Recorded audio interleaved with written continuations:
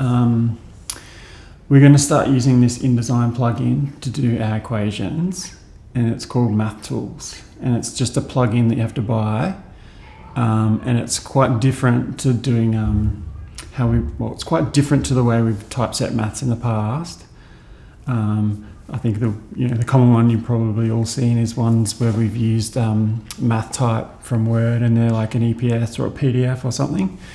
This is different. This is it basically is just text in InDesign, so you don't have an external file or anything. It's just all in a document. So this is sort of like, yeah, it's pretty good. So there's just a few notes. There's a fully licensed edition, and then there's a free edition. So the free edition will have limited abilities. So you can kind of copy and paste, you can change letters a little bit, but you can't do everything. And if you have to sort of do any more substantial changes, you either have to find another example that's similar or go to the licensed version. I think what we'll do is we'll have at the start, we've sort of set it up in such a way that you won't really need the full version, and I'm hoping you might not. It's depending on how we go, and we might have a few that gradually become full versions as it becomes more important. So this is all sort of a bit in infancy. So if you have any questions or whatever, just ask. Don't be afraid. All right. So this is basically this is just an example, and this bit here that with the X over the bar is a MathZone. So that's basically an equation. I just put X's in there, and I'll explain that a bit further. So I'll just start with the really basics, because you're all going to need to know how to use it anyway. So I'm going to show you how to access things, and I'm going to jump between a few documents to show you how to do it. So the interface is accessible in a few spots. So through the menu bar, through the properties panel, and also there's a context menu, which is like the right click, and there's a quick apply. So I'll just quickly kind of show you what that looks like. So this is, before I start, this is what we're working on. So this is a lesson that Ashley's mainly worked on. So this was sort of, the first few, and the left side's the teacher book and the right side's the student book. And we're basically doing two books at once. And then we're putting the student book into the teacher book. So it's a bit of a, tricky kind of arrangement, but it kind of works really well. And what you'll probably realize, I'll talk a bit about the job, but I'll also talk about MathTools, right? So this job is basically two font sets, a serif and a sans serif font set. So if you have a look through here, basically the student book has a serif font, and any teacher notes are basically the sans serif. And these are sort of overlaid answers that only the teacher can see when it's in the teacher book. So the good thing about all of that is the font sizes are basically the same across the teacher and the student book, and we can basically, if we just target two font sizes and sets, we can kind of pretty much create all the equations. I'll probably go into that in a bit more detail. So all of you are going to be doing this, and you probably at the start you won't be doing both teacher and student at once. We'll probably start with the student or the teacher, and you'll kind of get familiar with that, and then we'll see how we go. So this is one that we've finished, and we've got the equations in, and they're all sort of sitting quite well. And I'll talk about more detail in a minute. So that's that. So they're quite short lessons, but they're a bit fiddly to put together. So back here. So this is another example lesson. So if you have a look, actually I'll stick to my script. So I'll show you how to access MathTools, right? So you've got this menu up here, which has a few dialog boxes, which I'll go into a little bit detail later. So that's one way. Another way is if you're in your equation, you've got this little menu here with basically similar sort of menu. And then if you right click it also pops in down the bottom here, so you can do things there. And while I'm at it, this is so we've covered the menu bar, the properties panel, the context menu, which is the right click, and the quick apply. Who's used quick apply here? Anyone? No one? So this is actually pretty good, and I kind of think maybe we might use it for quite a few things. If you go Command Enter, it comes up with a quick apply panel, and you can kind of filter through what you want to do, like object styles or whatever, and you can kind of turn. Sorry. So when you go Command Enter to get the quick apply, does that apply? Do you have to be in a MathZone, or you can just be anywhere to get that menu up? You can be anywhere, but if you want to apply it to something, you probably need to be on what you're going to apply it to. Yeah. So like you can apply it basically anything. You can apply a character style, or you can apply an object style, or anything. So basically, like for example, say I was here and I wanted to, say I was here and I wanted to put in an equation. The prefix is MS and then a colon, and you can basically kind of get access to all of the math styles. So I can just hit stacked equation, it pops it in. Okay. And so that's the same with, like anything, basically anything. And the good thing about it is you can kind of go in here and you can kind of turn things on and off. So if you don't want it in there, turn it off.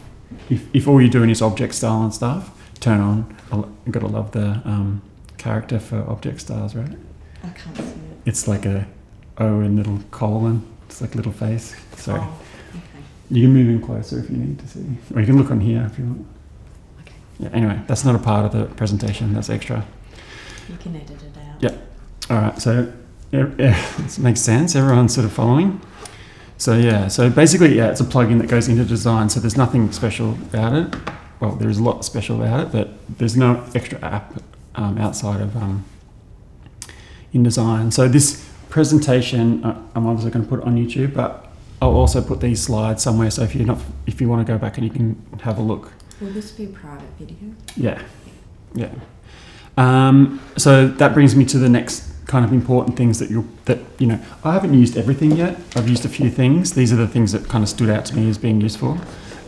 So these are the toolboxes that you'll probably use to sort of build an equation. So sorry, I'll just go back here for a sec.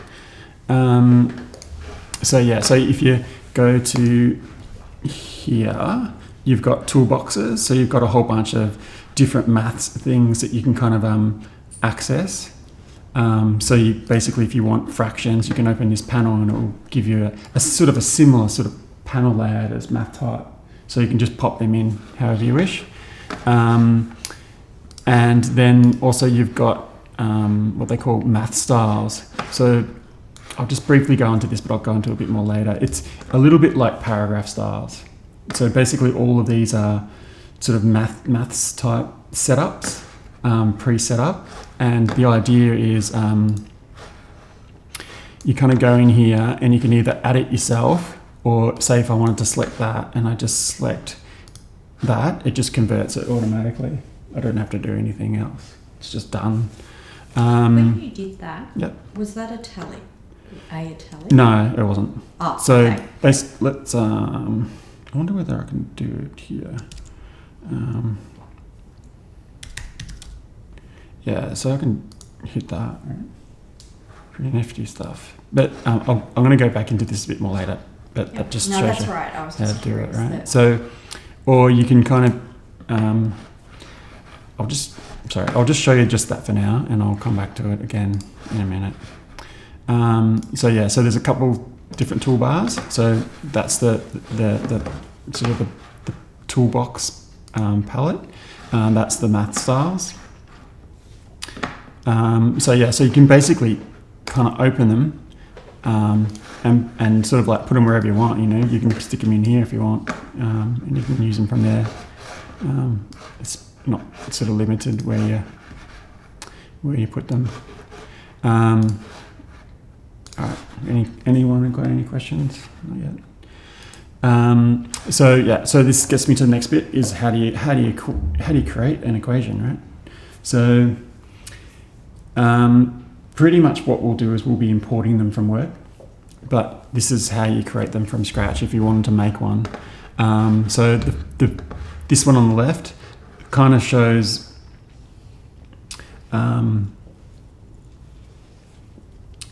sort of creating it from placeholder text, and this one here shows, you know, how would you key it and add it. So we kind of already sort of did that. So I'll just reset these for a second.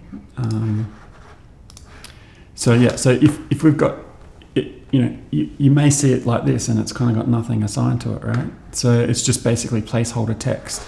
But if you have a bit of a look, and I'll probably cover this again, you can show edges. I don't know whether you can see that on the screen, but there's like little frames around them. You can just see you can just see them. So even though it's not a proper equation, this MathTools program sort of wraps everything that is an equation in a box. So then basically all I have to do is go back up here. I go to here and then recompose, and it just makes them for me. I don't have to do anything. Or say if I'm like, oh yeah, I kind of need one down here, I can go like this. And then I can go, where's my MathTools? So open that, scroll down to here and click that. Or like we were looking perhaps before with, I could do it this way too.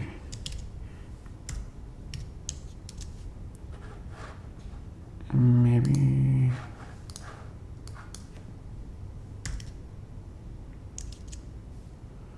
not. I'll have to look into that closer. Oh, here we go. I don't know. I'll have to look at that again. But anyway,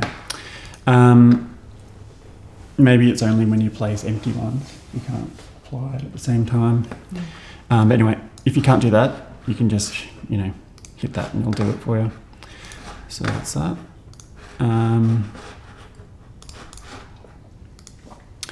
Yeah, and that's that. You can show the frames if you want. So, you know, that's basically showing the frames even with the invisibles off, and then that's with the invisibles on. I sort of think that probably you're not going to really need the frames on, because you're not really going to be editing them and creating them. But I guess turn on if you feel like it. I know when you turn on the invisibles, it can look pretty funky. It sort of does a whole lot of overrides to get it to work. So that's that. I find those up arrows quite interesting about what that is. Yeah. Yep, I don't know. It's okay. Anyway, so keep going. So yeah, so basically what you can do is you can copy and paste with both the licensed one and the free one. So pretty much my thinking is I'll probably prepare a copy for you, and it might be, you might get the copy and it might be just like this. So instead of just probably copying one line at a time, what I'll get you to do is just you know, probably copy and paste the whole line. That way, you know, you can, because it's all in the same font, you can go and change the style, no problem. The only thing you can't do is probably change the font without having to what they call recompose the equation. So yeah, so it's basically brought my equations in without any work.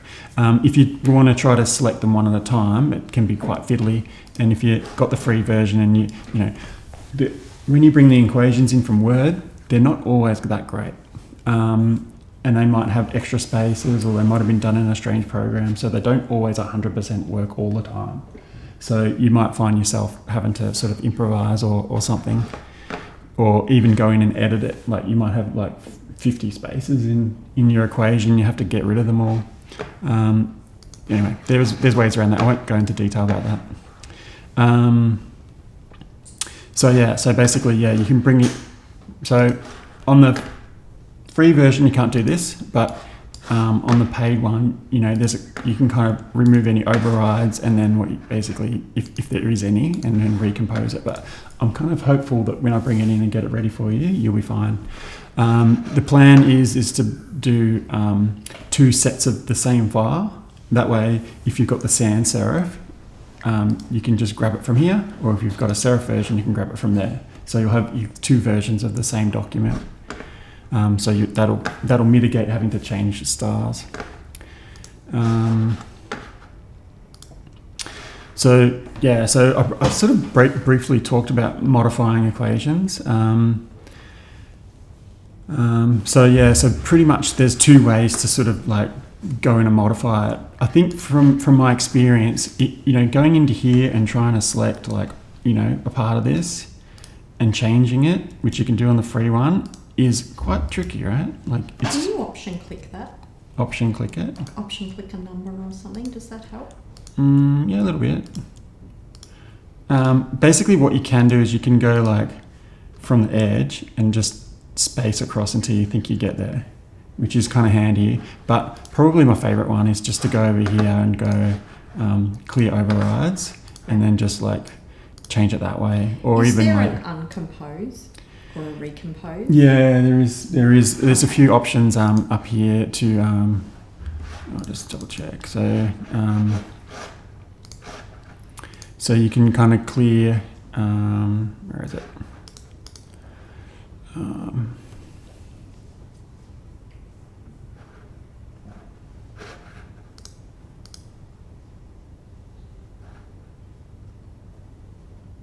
Revert MathZone to text and things like that. So you can hit that.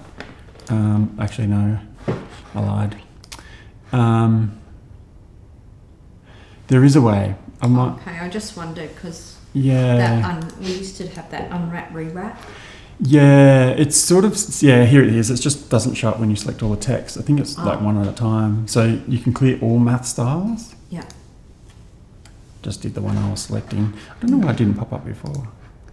See, it doesn't pop up there. So it's only if the equation's selected. Yeah, weird, right? Oh, that one. Yeah. So that's basically, it's clearing it, but it's still keeping the original sort of box. So like if I selected that and went recompose, does it work? Doesn't do it, right? What's that? Strange, right?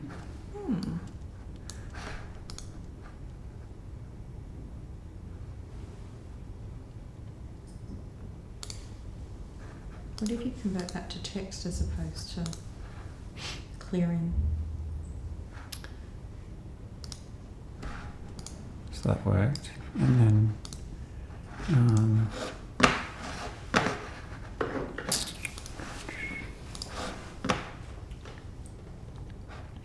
there seems to be a few ways you can kind of to clear it. I guess probably I'm not that familiar with it yet. I don't know why this doesn't want to recompose. It seems a bit odd to me. And it kind of does it when you click that. There's been a few kind of things where I'll kind of come back and I'm like, oh, why doesn't that work now? But maybe I'm just kind of not doing it quite right. And probably the other thing you'll notice is there seems to be a difference between like some of the equations. Like when you clear the overrides, it'll be like an underscore, whereas the other one was a forward slash or a backslash, which I don't fully understand that either. I thought it was something to do with the math type that was coming in.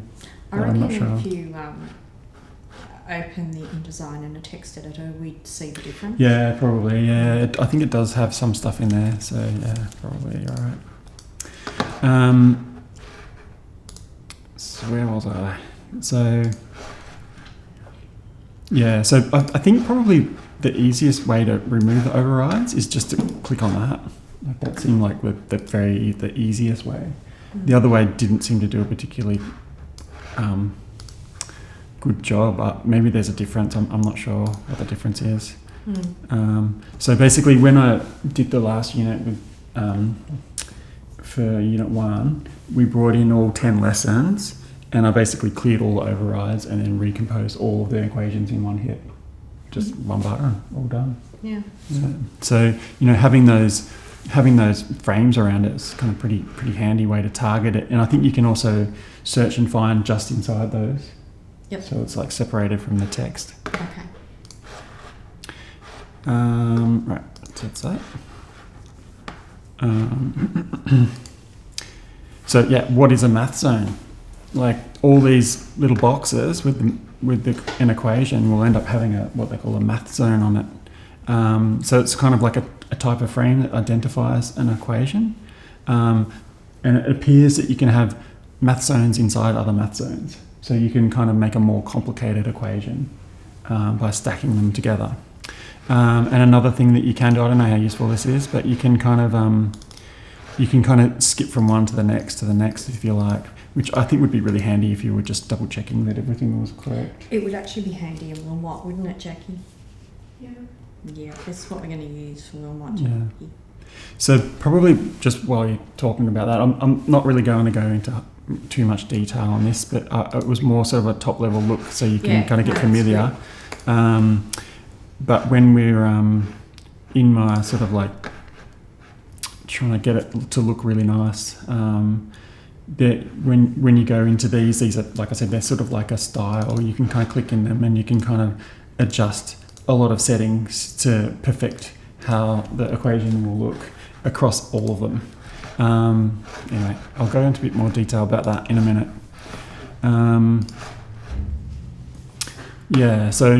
Like we've already seen, you can kind of clear any overrides and you can kind of still see the frames, which is pretty good. And it probably makes it just slightly easier to edit. So yeah, if you're having trouble with a really complicated equation, probably best to clear it and put it back. So the next bit is recomposing math zones. So you can recompose all, you can do one at a time, or you can do a whole section. So that's really handy. And there's actually a difference between how and where you do it. So, you can kind of do one at a time from here, recompose that, or you can kind of make a selection somewhere and do it there. Or if you go right up the top, you can kind of do a whole lot in one hit. Which is what you'll probably get at the start. You'll have them all done and they'll all be in a file, all created like this. Alright, so you can style things in an equation with a character style, but the only thing you can't really do is give it any custom sort of tracking or kerning. That's just sort of like a no-go. And the reason for that is when you recompose it, it recomposes it with its own settings, and it will remove whatever you've got on there. Yep. So it's probably not ideal, and I would probably find a better way to do it. Mm-hmm. You can create math zones in math zones, it appears, and you can create your own custom styles if you're desperate. So that might be a workaround, or maybe another way would be to put some sort of thin space or something to sort of help you if it's something's clashing.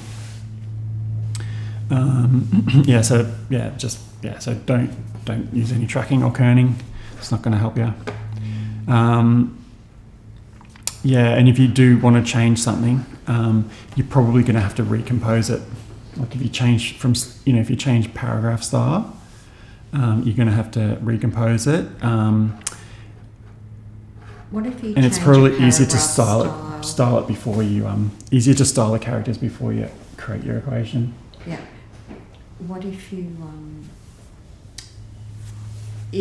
got like an A/B for an equation, you use the math character styles to style the variables. You wouldn't use just the italic character style. Yeah, probably this is something that we need to kind of consider a bit more broadly. Mm-hmm. And I have put in there, is there any benefit? I think probably there might be a really great benefit of actually using the styles properly, the ones that MathTools give you. Yep. When you bring in when you set up the document, you have to sort of make the document sort of like, you have to enable math for the actual document, and that just automatically puts all of the styles in for you. So basically it'll give you a folder with this one with everything in it. Well, that's like one thing, but the character style's got a lot more. It's got a whole lot of operator type arrangements. So I've already put a shortcut on that one because I was using it. Yeah. I'm not 100% sure whether that's the one that we should always use for like a variable, seem to say what it says on the package. But there's a whole lot already set up for us. Mm-hmm. Probably the only time that might not work is if the font family is not mapped correctly to a specific style that's not defaulted sometimes they can be named a bit weird. Yeah. Fortunately, the one we've got seems to be fine. And when you said if you apply a different paragraph style, you've got to recompose. Yeah. So does that also apply in the case of where the paragraph style is kind of nested and you just need a new indent? Like if we have body and we've got body indent, or you changed it to body bullet.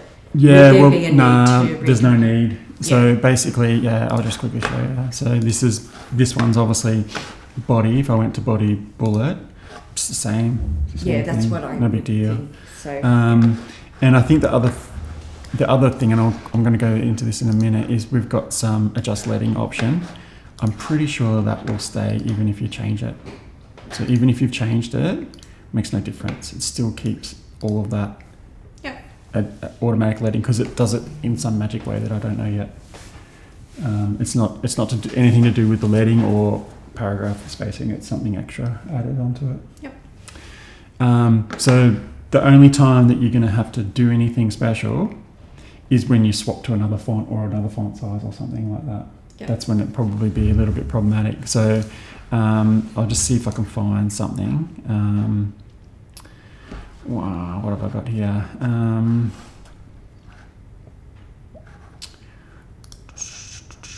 think we had some student answers somewhere, didn't we?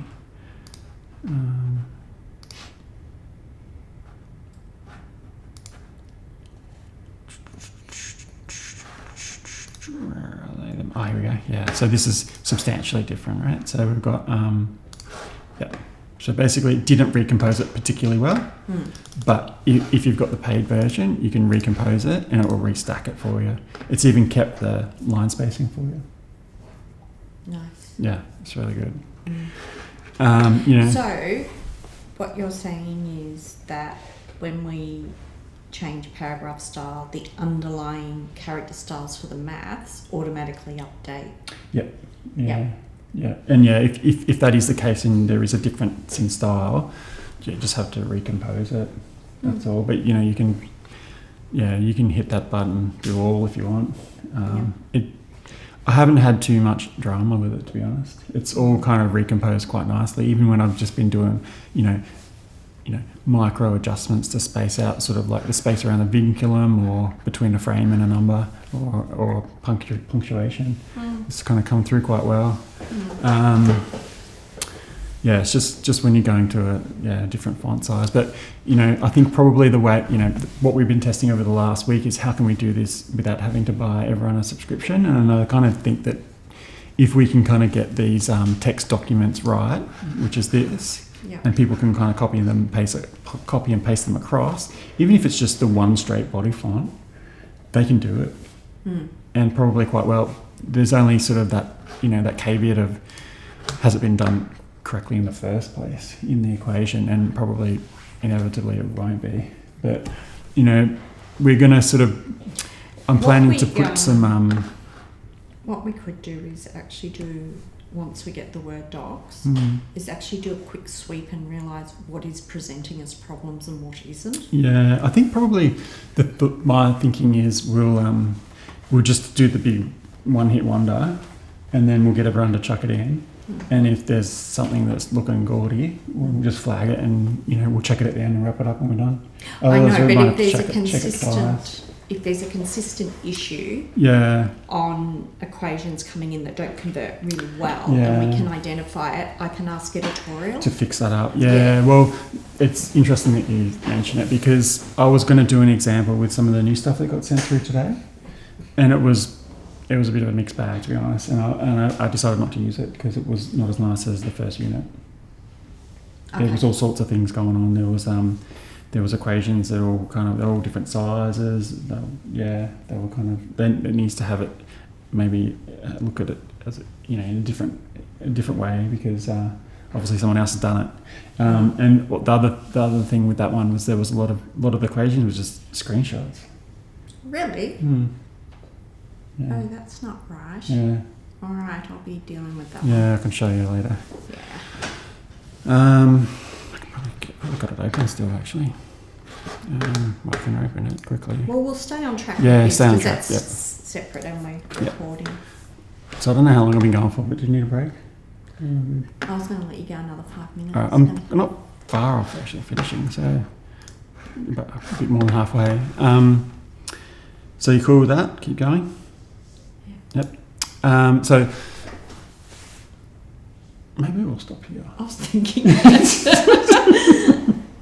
We'll stop here, have a little drink, and then I'll get back into it. Right, this part has nothing to do with MathTools or MathType. So this is just looking at it from a pure typographic point of view, and trying to understand, where do we take our measurements from and how do we arrange things. So this doesn't necessarily have to be the correct way to do it. It just seems to make sense to me, and I think it's the right way to do it. So it seems logical, right? To measure the height of the between the descenders and the ascenders, right? So that's the ascenders, that's the descenders. On top of that, you've got your leading, and underneath that and above that, you've got your line space. But if you kind of just check it off against your ascenders and descenders, it basically means if you add this space onto anything, it's going to be consistent. And if you add it to the line space you already have, doing your little bit of math, you kind of get your extra space, but you still retain your line space. So it should all kind of balance out. So just before I go too further, you might not need to do this, but you're probably only going to need to do this if you have to do it yourself, because we're going to use a special feature with MathTools that basically auto spaces everything out. But there'll be the odd occasion where that won't work. So let's have a quick look at this a bit more in detail. So basically this sans serif font, we're basically working with 9 point over 13 point type. So the leading's 13 point. So this space from here, from the descender to the ascender, is actually 9 points. So that's how they get their height out of it. And then basically this is a MathZone, and basically the X height is kind of quite a good measurement. So I've just dropped the X's in there so that we can see where it sits. And basically the center of this line through the MathTools kind of fraction runs basically through the center of basically the equals and the vinculum and everything, which is quite nice. So it seems like a good spot to sort of start your measurements off. So pretty much the difference between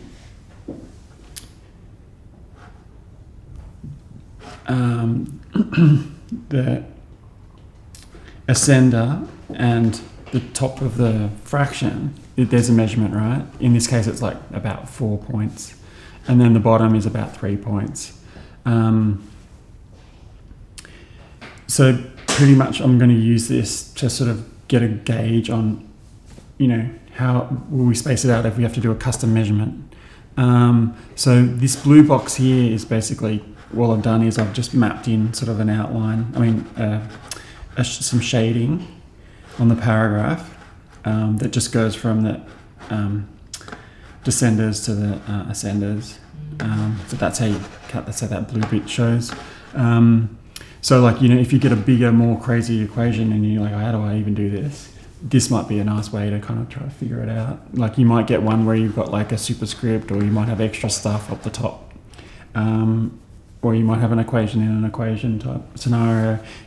If you can find that sort of measurement, even if you type in a J and use that as the top, you can kind of start to measure out how much extra space you might need to add to your leading or to your line spacing to sort of make it equal. Probably the only sort of caveat on all of this is it's a bit of a visual thing too, and it's not always just put in exact measurement. It all looks good, and I'll go into more details further along, because it's you'll get different things going on when you've got a single line paragraph compared to a multi-line paragraph, or whether you've got equations that run in multiple lines that end up stacking above each other, or whether it's in a frame or in a table. So I've got some examples at the end. I won't probably go into too much detail about that. I'll probably just quickly show you. So is there any questions on any of this? No, it's all good. Right, so this is just a bit of sort of just an example. So I was sort of comparing doing it manually to the auto setting. So basically, when we're in here, like this one's not spaced out properly, right? So what we can do is, instead of going in there and doing all the hard work, we can kind of go up here and go adjust leading, and it will basically adjust it out for you. So you don't actually have to do any work. So you'll notice a couple things. One is, when it's closer together like that, you kind of have this, it looks good. When it's like this, it might not look quite as good. But I think what we'll work on is we'll just use the defaults and we'll run with it. And for the most part, we'll probably need, the space will help to fill up some of these pages a bit more nicely. Or it might even give us room to sort of stick some stuff back if we have to do some custom overrides. So probably what you'll notice here, I'm going to go over this now, but I'll probably go over it again in a minute. There's no adjustment to the leading. There's no adjustment to the leading, and there's also no adjustment to anything else. So it's sort of I don't know, I'm yet to find out how it does it. But there is some overrides happening with basically to lay this out and to get these rules, we've actually put it in a table. Hitting this auto sort of leading actually makes a modification to my cell styles. It actually adds enough space for the equation to miss it. And you'll also notice that it sort of dropped it down, but that can be controlled, and you don't need to have the subscription to do this. It's actually added some space into the top so that if you just take it off, it'll line it up. And there'll be occasions where we don't need to actually adjust any spacing. It'll just be fine as it is. This is one of them. We don't actually want that extra spacing. So when we're typesetting it, we're really just gonna have to get rid of it to make sure, and that'll just be the odd occasion when that happens. So my thoughts are, we'll style the text doc, and we'll sort of make sure the equations are happy, and we'll hit that auto leading, and then you'll copy and paste and everything will be fine. That's the plan. And then you'll just make some custom changes to any anomalies that don't work, like that top one. When you hit the auto leading, do you have to have selected everything? Or is it document wide? That one is it's whatever you select. Okay. So I selected it before I did it. Yeah. So it only applies to the selected items. So I think when you do a whole document, I think you have to maybe select the whole document. I'm not sure. I haven't done a whole document yet. That's okay. No, I think it's much more useful just to have the bit you need. Yeah. So if you need to do a custom job on this, we basically hit that, and it will kind of remove any custom leading. And in that situation, and I'll show you this right now, is this might be the case where we have to bring in our own settings. And I'll just quickly jump back 1 second before I do that, and I'll just tell you what I'm trying to do. So basically, by looking at this one, and by also looking at this, that's the auto leading, that's my leading, right? So basically what I did is I took the smaller number and I went, 3 point, that's a really nice number. It fits into 12 real nice, all that sort of stuff. I'll set that as my my additive to add to the leading or the line space. So basically I've added 9 points into these as a single line equation, and I've added some it's probably not quite on here, added some leading. So I'll just show you exactly what I mean by that. So this hasn't got any auto spacing on it. So, and the good thing about what we've done is probably, I've noticed, is we can basically use that 3 points, whether it's a serif or sans serif. I'm quite happy for you to use that as a rule, because it kind of works quite nicely. So basically the thing with this is if you want to adjust that line, you can't actually adjust that line. You can only really adjust the one below it. So if you wanted to skip that and that, you basically have to add like 6 points. So you have to add 6, and then that'll skip any clashes. it'll fit. And also this one here, you would basically, you probably want to skip both, so you have to add two sets of 3 basically, and then basically that's set it out for you. And probably let's have a look at let's actually put that one on over here, and we'll just look at the difference right now. So obviously by doing that, you're putting an override, no big deal, like that's the only way you can do it. And then where was it here? So, if you look at both of those, they're probably quite similar. Maybe we could have gone to 4-point and it would have been identical. Maybe that's a setting that we probably could add. We'll just hit 4 points instead of 3 because it's a bigger font. And then we'll probably be, so basically we had 16 plus 8. So we're looking at what, 24, right? Am I right here or am I wrong? So yeah, we're looking at that. So yeah, maybe 4 points, probably a bit closer to what we're doing with our auto letting. Okay. Yeah, so and I'm kind of cool cool with the that. sans serif it's 3 then. Yeah, we'll go with 3 on the sans serif, which is 9 4 point, in the body. and 4 in the body, which is, what was it, 12 point. So it's probably, 25% bigger, so it kind of makes sense. And that. So the sans serif is that 9 point text, Yeah, and the 12. and this is 12 point. Yeah. So it's actually basic. The ratio is 1/3. Right. Yeah, pretty much. Mm. So yeah, I'm cool with that. Right. That's a good rule of thumb. Yeah. So so the only difference here is this auto letting has done some stuff with our alignment of our first sort of baseline in the cell. So if I kind of remove that, there might be cases where you need it, but in that case we don't need it, so we can just take it off, and that's pretty close, right? Pretty much, right? Pretty much spot on. Like you wouldn't want to bother going any closer than that. No. And I think the good thing about it is it's kind of good, wholesome round numbers. We're not going like 3.146 because that would drive you bonkers. They're good numbers. Cool. So that's that. So yeah, so basically after our little test, we found like that 3 point was probably a very good comparison to the auto letting, and obviously 4 for the serif now. And they both will kind of line up quite well. Like the only differences between here is there's no compensation for the space in the cell, here or here. There might be a little bit more space around there because maybe I just haven't done that one. So yeah, like I said, there will always be a case for both. But I think if we use the auto function and adjust the letting, it'll probably take 80% of the work away from us. I think it will too. And it also means they don't need a subscription. They can just pop it in, copy and paste. All right, so that's another example. Right, so how does all this work, right? Basically, it's about creating styles that are similar to a paragraph style that you access through the math styles, which are here. All right, so basically, this is just exactly the same as a paragraph style. No different, really. So where am I back here? So what we're going to do is we're going to have a preference type file that we can kind of refer back to if we need to, and we'll kind of keep examples of equations, common examples of equations in this document.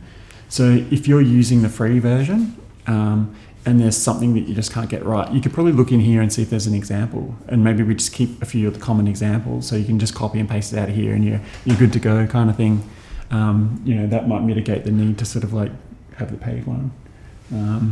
The only issues I've seen so far have been basically alignment. Like if you go from a single digit to a 2-digit number on a fraction, it won't line up properly and you have to recompose it to align it. Probably like what you saw on here, they didn't align up properly. Same deal. So I'm hoping to keep a preference file, plus that's where I'll keep my settings if I need to change anything, and we'll probably change this as we go. Like if there's an issue, we'll kind of add to it. So like something like Wilmot, it'd probably be ideal to have something like this, because you just basically add it to your document every time. And you can kind of slowly get that continual improvement thing going But we're also going to have quite elaborate sort of templates. So basically, when you start one of these, you'll use one of these templates, and it'll be all ready for you to add whatever you need in there. So we'll add the styles there too. So, if you get caught out, just grab that one or link back to it or something if we make an adjustment. I'm kind of thinking, it'll be lesson at a time. And if we have to make an adjustment, we'll have to make a decision whether we kind of like roll this out globally or we just kind of do it as a one-off in that one because it's a specific subject or something. I think if we're happy with the lesson, there's no point going back. Just keep going. No, and I think you end up the potential to introduce an error. All right. So basically, when you load a style, there's a preference. So you'd kind of go up here. You're not. I don't think any of you guys will really need to do this, but there might be an odd chance. So you can kind of load it, and you kind of just go to whichever one you want, and you open that, and you kind of just tick off the ones that you want to come in. No different to a paragraph style, and you're done. Just cancel that.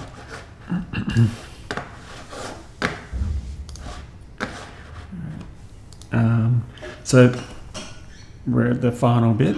So these are just a few examples I just wanted to show you, and there's no like markup detail on any of this, so it's just a general conversation of things that I've noticed so far, and I'll probably add more to this document as when and if it becomes important.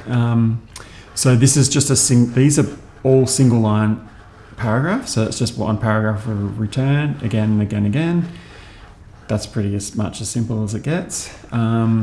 And obviously all the auto leading will take care of all the spacing for you, so you don't have to worry about that. Probably you'll notice here with this one too is I've kind of had a custom style for the brackets. I might look into see if there's another way to do it, but it basically just got the font and made it really big. So I've made it a sort of slightly, reduce the width of it so it doesn't look too wide. So if any of you guys get anything like that and it looks wrong, let us know and we'll tell you how to fix it. So this is a multi-line paragraph. So obviously you've got equations maybe scattered out throughout the paragraph, and you're going to use the auto, spacing feature, or you're going to have to do a custom thing with it. And the other thing you've got going on there is you've got it in a table, so you're going to have an adjustment there too. These are sort of equation stacks where you kind of got a multi-line paragraph with multiple equations all stacking together. In this situation that looks pretty tight there, but in here you've got a bit of white space, but I think our preference will be to stick with the auto leading, and I think we'll just make do, and if there's a need to do a custom sort of a setting, we'll kind of deal with it. You probably, if you had an equation down the bottom, you're going to have some issues with that in the table. And basically what it does is that if you've got, say, 9-point padding at the bottom, and you do the auto setting, which may not be necessary because we're doing the auto leading before we even copied it into the table, so it can't actually adjust the table anyway because it won't be accessible. We're probably going to have to do them all manually. So maybe I'll just work out what the setting is and I'll put an example somewhere. Yeah. Basically, all it did was it calculated the exact padding it needed to fit the equation and put that in there instead of my default. Yep. So basically all you do is you add your default back onto it and then it looks good. Yeah, I know what you mean. Yeah. So that's no different. That's in a table, and they're also in tables. I think that that's a situation where we could probably just skip it and not worry about adding any spacing, because it sort of lines up quite nice across it. I agree. And it does sort of fit in it. I don't think it's necessary. It would look more odd to space it. Yeah, I think so. Because the grey boxes would be different heights on the book. Yeah. So they're just a couple of examples of what can be skipped. So that can be skipped. We don't need any extra spacing. That can be skipped. So there will be some things that can be skipped. That's been skipped because we don't actually need any spacing above it, really. We're kind of good. But they're just, the visual kind of rules that the computer can't pick up, perhaps. The top and the bottom of tables is going to be an issue, and probably also the top and bottom of frames, but I haven't got an example for you. So that's basically it. So if anyone's got any questions, now's your chance. Nope, nothing. No, I think you've covered that well, and I think at the end of the day, it's we're going to have to just use it. Yeah. And the approach to spacing is very similar to what we've all done in the Cengage Math anyway. Yep. And auto-leading is just bringing back what we used to have that was never available to us in InDesign. Yeah. So I think there'll be a lot of benefit, and there'll just be experience that teaches, and just be a discussion around what we're going to skip and what we're not going to skip.